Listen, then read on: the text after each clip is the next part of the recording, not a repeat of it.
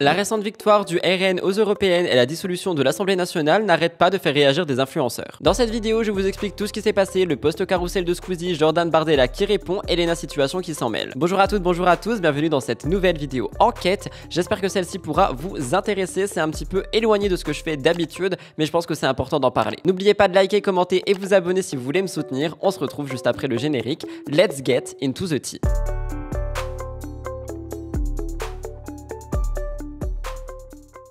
Avant toute chose, je tiens quand même à faire un petit disclaimer par rapport à cette vidéo. Mon but ici est d'inciter personne et surtout pas ne surtout pas donner mon avis politique par rapport à tout ce qui se dit et à tout ce qui se passe. Je veux simplement vous rapporter les informations, tout ce qui sort sur les réseaux sociaux, les influenceurs qui parlent, les politiques qui parlent également, tout ce qui se dit finalement, mais pas forcément vous donner mon avis, pas forcément faire le chroniqueur ou peu importe par rapport à ça. Je veux vraiment vous donner les informations pour que vous les ayez toutes, c'est tout. Je le précise quand même parce que j'ai pas envie qu'on vienne me dire que je dis des trucs alors que je les dis pas. Pour vous expliquer, depuis l'annonce de la dissolution de l'Assemblée nationale qui a été faite par Emmanuel Macron, plusieurs influenceurs français appellent leur communauté à se mobiliser et à aller voter lors des élections législatives à venir. Celles-ci auront lieu le 30 juin et le 7 juillet, donc il y a 2 tours. Et d'ailleurs, je vous le dis quand même, mais si jamais vous êtes majeur et que vous avez la possibilité d'aller voter vous-même ou par procuration, allez le faire, c'est quand même notre droit le plus fondamental. Parmi les influenceurs, on retrouve Léna Situation qui cumule plus de 4,6 millions d'abonnés sur Instagram.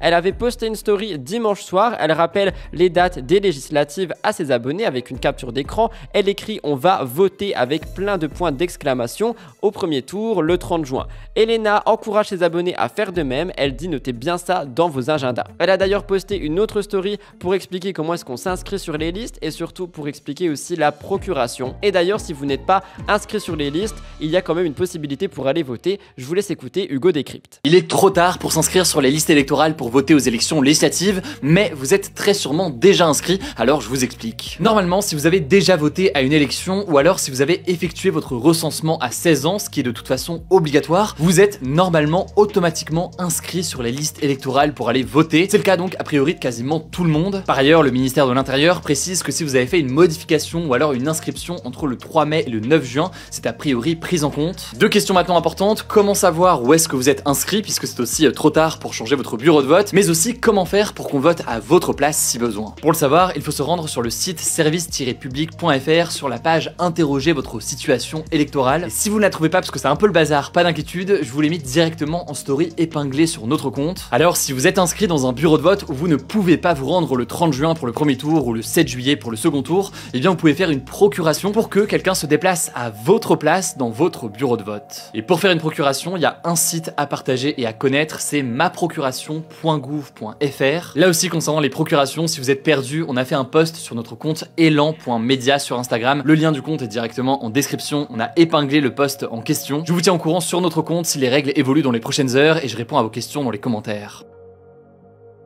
On est donc sur un appel des influenceurs qui est là pour faire barrage à l'extrême droite. Léna Situation, comme beaucoup d'autres influenceurs, en fait, font un barrage à l'extrême droite et ce n'est pas la première prise de position de Léna qui avait aussi exprimé son soutien à la Palestine. Elle avait participé à une tribune demandant aux côtés d'autres influenceurs et d'autres personnalités et artistes demandant à Emmanuel Macron de reconnaître la Palestine. Léna est très engagée dernièrement. Dans une deuxième story qui a été publiée par l'influenceuse, elle répond à tous ceux qui sont en vacances le jour de vote. Elle les incite à le faire par procuration. Elle dit « Je sais que c'est relou de se réveiller un dimanche pendant les vacances, mais c'est tellement important que les jeunes aillent voter. On a un vrai pouvoir de changer notre futur. » Ce n'est pas tout. Avant de revenir sur Squeezie, on a une autre influenceuse qui a été mise en avant par le Huffington Post. Je vous parle de Noolita, de son vrai nom Camille, qui s'est adressée à son million d'abonnés dans une story avec une capture d'écran similaire à celle de Léna. Elle dit « Je ne vous ai pas parlé hier, mais il est très important de vous rappeler d'aller voter le 30 juin ainsi qu'au deuxième tour le 7 juillet.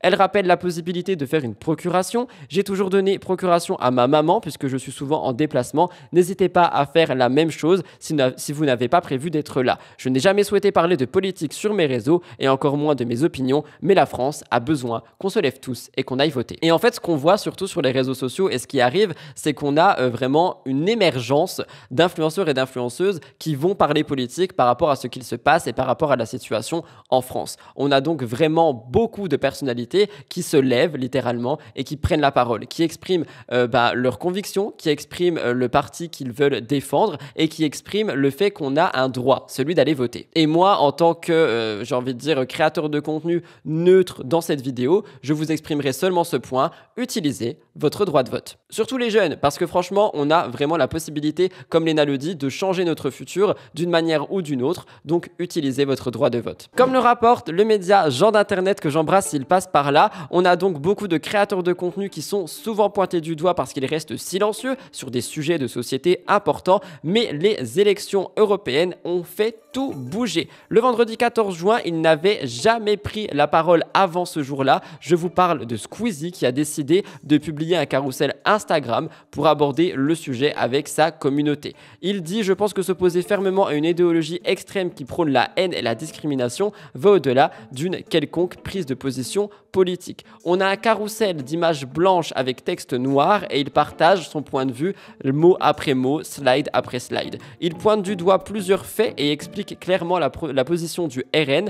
Il parle du SMIC, il parle du racisme, il parle de l'égalité des genres. Il dénonce aussi la communication plus que présente de l'extrême droite sur les réseaux, notamment sur TikTok, et de leur communication qui, en fait, arrive à rendre sensibles les utilisateurs à leurs idées. Je vais vous lire 2-3 passages de son post, mais Squeezie dit: le RN a réussi à lisser son image et à prétendre qu'il n'est pas un parti d'extrême droite via des discours moins violents, via la mise en avant d'un candidat auquel la jeunesse peut s'identifier, Jordan Bardella, et surtout via une communication ultra maîtrisée, particulièrement sur TikTok. Désolé, j'ai tapé dans mon micro. Je vais donc me permettre de vous lire rapidement le post de Lucas, si j'y arrive, si je le retrouve. Il commence par mettre lettre ouverte à tous les jeunes qui me suivent. Sur le premier slide, il explique qu'il n'a jamais voulu parler de politique, qu'il n'a jamais voulu rentrer dans ce jeu de parti, mais qu'aujourd'hui, il a besoin de nous parler. Il dit: on assiste en France à une montée drastique de l'extrême droite. Cette mouvance a malheureusement été banalisée, alors que l'histoire, même récente, nous a déjà montré les dangers et les lourdes conséquences de l'arrivée d'un parti d'extrême droite au pouvoir. Alors oui, ces dernières années, le RN a réussi à lisser son image et à prétendre qu'il n'est pas un parti d'extrême droite, via des discours, nanana, Jordan Bardella, l'image du jeune et la publicité sur TikTok. Et c'est tout à fait normal qu'avec cet écran de fumée, des tas de gens croient en leur changement. Peut-être même vous qui lisez ces mots. Mais plutôt que de les croire sur parole, penchons-nous sur la réalité de leurs actes. Et après, il commence à mettre certains actes en avant. Le RN est un parti qui veut aider les gens dans la misère, ceux qui en ont marre. Alors pourquoi ont-ils voté à l'Assemblée contre l'augmentation du SMIC, contre l'indexation des salaires sur l'inflation, contre la revalorisation de la bourse étudiante? Le RN n'est pas un parti raciste, comme tout le monde le prétend. Alors pourquoi ont-ils voté contre la reconnaissance de l'esclavage comme un crime contre l'humanité? Pourquoi ont-ils voté contre une résolution pour sauver des vies de migrants en mer? Le RN est pour l'égalité des genres, alors pourquoi ont-ils voté contre la réduction des écarts des salaires entre les hommes et les femmes au sein de l'UE et contre l'accès à l'IVG gratuite et légale au sein de la Constitution? Pourquoi ont-ils refusé d'allouer un budget pour lutter contre les violences faites aux femmes? Pourquoi s'opposent-ils à ce que l'UE puisse devenir une zone de liberté LGBTQIA+. Il dit: quand on se penche sur les actes, on s'aperçoit qu'on est très loin des beaux discours que le RN essaye de défendre. Et soyons clairs, il n'y a aucune honte à être tombé dans le panneau. Leur principale force, c'est qu'ils n'ont jamais été au pouvoir en France. Alors forcément, personne dans notre pays n'a pu constater de ses propres yeux leur incompétence et leur dangerosité. Beaucoup pensent même à tort qu'ils représentent une solution. En revanche, on voit bien qu'en se penchant sur d'autres pays, sur l'histoire d'autres pays, même récentes, que les conséquences d'un parti d'extrême droite au pouvoir sont bien plus désastreuses, et à tous les niveaux, que celles que n'importe quel autre parti politique. Recul de la liberté de la presse, recul des droits des femmes, des personnes LGBT, discrimination, diminution des aides aux citoyens les plus défavorisés, suppression des financements associatifs. Je vous mettrai le reste de son post évidemment en barre d'infos parce qu'il y a encore 2 slides où il appelle tout simplement au vote. Alors au niveau des réactions de ce post, il y a eu 2 grandes familles. Il y a eu la grande famille de waouh, Lucas est ultra courageux, il dit les termes, il parle vraiment, il dit tout haut ce que tout le monde pense tout bas, waouh, ça fait du bien. Et il y a l'autre famille qui dit que Lucas n'a rien à dire, que Lucas n'a pas à inciter sa communauté à aller voter, que Lucas n'a pas à dire à 8 millions de personnes qui il faut voter et qui il ne faut pas voter. Et en même temps, les deux se rejoignent un peu parce que d'un côté, il effectivement incite sa communauté à faire les bons choix selon lui et de l'autre côté, côté, il remet juste l'histoire à sa place. C'est-à-dire que Lucas parle de faits plus que d'autres choses. Ce post a été repartagé des milliers, voire peut-être même des millions de fois, je sais pas. En tout cas, il y a des centaines de milliers de commentaires. Je pense que là, on va arriver à 100 000 commentaires. Personnellement, je l'ai repartagé en story et ma story a été bloquée par Instagram, me disant que je faisais partie d'un groupe qui prenait des choses haineuses. Je sais plus exactement, je vais vous lire ça. Il semblerait que vous ayez partagé ou envoyé des symboles, fait l'éloge, soutenu ou commencé à suivre des personnes ou des organisations que nous définissons comme dangereuses. Voilà. Mais ce n'est pas tout parce que d'autres personnes influentes ont effectivement repartagé ce post, comme Lena Situation. Elle a posté quelques stories, elle a posté le message de Squeezie et 2 autres stories qui ont été assez claires également. Elle met « La jeunesse emmerde et emmerdera toujours le RN » et elle corrige le RN par FN. Quelqu'un lui envoie « Je vote pour que tu te casses du pays ». Lena réagit en disant « Et pour tous les racistes dans mes DM depuis des jours, vos intimidations sont minables. À quelle heure vous avez commencé à me suivre en vous disant que sur ce compte on partageait ce type d'idées ?» Fin des stories, du love mes puces, on ira bien voter contre le RN le 30 juillet et le 7 juillet. Le 30 juin pardon et le 7 juillet. Donc il y a des ripostes de partout, absolument de partout, tous les médias s'en mêlent,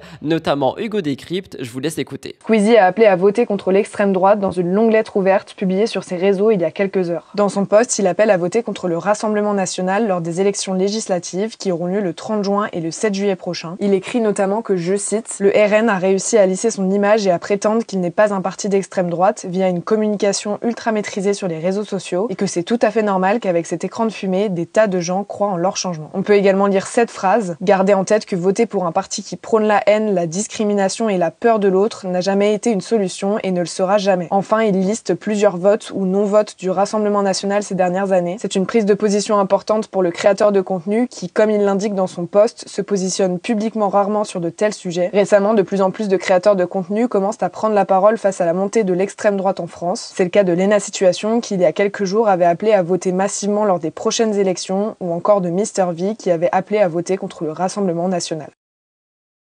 Et enfin, on a Jordan Bardella qui lui aussi fait une lettre ouverte. Alors pour le coup, je vais vraiment tout vous lire. Jordan Bardella poste « Lettre ouverte à tous les jeunes qui suivent Squeezie et autres. En rentrant d'un déplacement chez un éleveur bovin qui gagne 400 € par mois et n'arrive pas à vivre de son travail, j'ai découvert la lettre ouverte de Squeezie destinée aux jeunes. Depuis plusieurs heures, des multimillionnaires répondant à la très noble profession d'influenceur s'engagent apolitiquement contre des millions de Français en copiant-collant les argumentaires aussi grossiers que mensongers de la France insoumise. Alors aujourd'hui, je vais rétablir quelques vérités. On assiste en France à la montée d'une extrême gauche dangereuse qui s'insurge contre les institutions, qui appelle à désarmer la police, qui bloque nos universités et tague nos monuments, qui incite à l'émeute et à la destruction comme en juin 2023 après le décès de Naël. Alors oui, je suis très fier de présider un parti populaire, patriote, qui aime notre culture, nos paysages et nos valeurs françaises. Un parti qui défend tous les Français qui aiment leur pays, quelle que soit leur origine, leur couleur de peau ou leur religion. Un parti qui a fait de l'urgence de la fin du mois l'une de ses premières priorités. Un parti qui défend le rétablissement de la sécurité pour que tous puissent vivre en paix dans les rues de France. Un vrai bilan de nos votes, c'est notamment le soutien au repas à 1 € pour tous les étudiants, une proposition de loi pour aider les femmes atteintes d'endométriose, le vote de Marine Le Pen pour la constitutionnalisation de l'IVG, l'encadrement des marges des industries agroalimentaires, l'augmentation des salaires de 10% sans charge, le retour de l'ordre face à la délinquance qui empoisonne la vie des jeunes en France et gâche leur sortie. Dès les premières semaines, si les Français nous font confiance, comme Premier ministre, j'agirai sur le pouvoir d'achat. Je baisserai les taxes sur les carburants, le fioul, l'électricité et le gaz. Et je sortirai des règles européennes de fixation des prix de l'énergie pour faire baisser immédiatement les factures de tous les Français de 30%. C'est ça la justice sociale pour tous, sans aucune distinction. J'émets 2 hypothèses de cette agitation de notre ami Squeezie. La première, un 1vs1 sur Rust mal digéré à l'époque, après avoir pris un mauvais quickscope. La deuxième, s'être fait doubler par Thibaut InShape. Alors les dimanches 30 juin et 7 juillet, ne laissez personne décider à votre place, soyez libre, soyez français, votez pour votre pouvoir d'achat et votre sécurité. Avant de vous parler des réactions de ce post de Jordan Bardella, je trouve ce 7e slide absolument déplacé. Pourquoi est-ce qu'on parle de Thibaut InShape et d'un 1vs1? En fait, je trouve qu'on réduit Squeezie à ce qu'il n'est pas par rapport à son carrousel et pour moi, ça démontre en fait qu'on est sur quelque chose de collège et ça me fait peur par rapport à la situation en France. France, parce que ça veut dire que ce genre de personne va avoir beaucoup de pouvoir en France, alors que ce genre de personne va tacler quelqu'un sur son métier d'influenceur, sur le fait qu'il a été dépassé par Thibaut InShape et sur les jeux vidéo. Autre chose qui m'a beaucoup marqué, c'est que ce carrousel est effectivement très notable. Par contre, il n'y a aucune prise de parole par rapport au LGBT. Les réactions par rapport à ce que Jordan Bardella a posté ont été assez mitigées. On a beaucoup de gens qui sont derrière lui et qui disent ouais, t'as trop bien répondu, tu l'as remis à sa place, c'est bien, t'as bien clashé Squeezie. C'est génial, on est sur un clash alors qu'on parle de politique. Et enfin, il y a beaucoup d'autres personnes qui ont dit que tout simplement Jordan Bardella se sentait pas bien, qu'il avait très peur d'internet et que effectivement internet pourrait prendre le dessus sur ce que le RN essaierait de faire. Je vous laisserai donc me dire ce que vous pensez de tout ça. Petit update, j'étais actuellement en train de faire le montage et j'ai vu Thibaut InShape également réagir. Il dit depuis plusieurs jours, je vois des gens et même des gens qui s'aiment se déchirer à cause d'opinions politiques. Ce n'est pas en s'insultant les uns les autres, respectivement de fachos ou de gauchias, que cela va faire bouger les choses. Apprenons à nous parler et à nous écouter pour essayer de se comprendre, de se faire évoluer et d'avancer vers un monde plutôt tolérant et bienveillant. Nous avons tous une histoire de vie et un parcours différent qui influencent nos choix de vote, choix susceptibles d'évoluer tout au long de notre vie. Au passage, il est bon de rappeler que le vote est un droit et un devoir libre, personnel et anonyme. Si vous attendez de la part d'un créateur de contenu qui lise le programme à votre place et vous incite à choisir un camp, alors vous mélangez tout. Vous êtes en âge de voter, donc de faire vos propres choix en accord avec vos convictions, vos besoins et vos croyances. Mais n'oubliez pas, au-delà de voter pour vous, vous votez également pour un programme politique qui va influencer votre vie ainsi que celle de ceux que vous aimez. Alors au moment de voter, posez-vous la question suivante: mon vote a-t-il un impact positif sur la vie des gens que j'aime et qui m'entourent? Voilà tout le monde pour cette vidéo décryptage par rapport à ce qu'il se passe autour de les influenceurs, la politique et tout ce qui se dit. Vous me direz ce que vous en pensez dans l'espace commentaire. Évidemment, je demande beaucoup de respect envers tout un chacun, s'il vous plaît. On n'est pas là pour exposer toutes nos opinions, même si on en a envie. On n'est pas là pour inciter les autres, enfin du moins pas dans mon espace commentaire, s'il vous plaît. Je voulais simplement vous raconter ce qui se passait, ça fait partie de mon travail. On parle quand même d'influenceurs et on parle d'une situation qui est en train de se passer dans notre pays. Donc j'avais envie quand même de vous expliquer et de vous donner les informations. J'espère que cette vidéo a pu être instructrice pour vous. Je vous laisserai liker, commenter et vous abonner et je vous retrouve demain pour la grande émission de la semaine. Bye guys, bon samedi, love you!